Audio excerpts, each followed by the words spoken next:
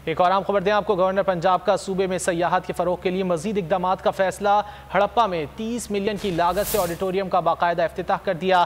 तारीखी मकामात पर सयाहों के लिए होटल्स और दीगर सहूलतें अव्वलीन तरजीह है। गवर्नर पंजाब की जानिब से कहा गया है पंजाब में तारीखी मकामात को सयाहों के लिए मजीद पुरकशिश बनाया जाएगा। वज़ीर आज़म के विजन के मुताबिक सयाहत के फरोग के लिए काम किया जाएगा। गवर्नर पंजाब का सूबे में सयाहत के फरोग के लिए मजीद इकदाम का फैसला।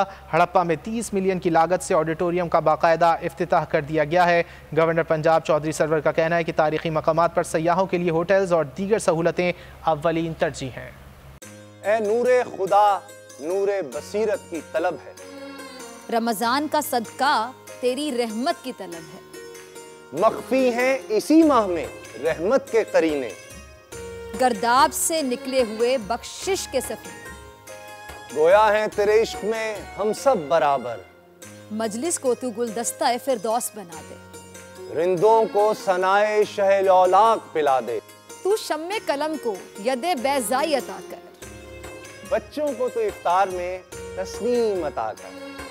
रमजान मुबारक की खुसूसी नशरियात रमजान में बोल, सिर्फ बोल एंटरटेनमेंट पर। रमजान में बोल।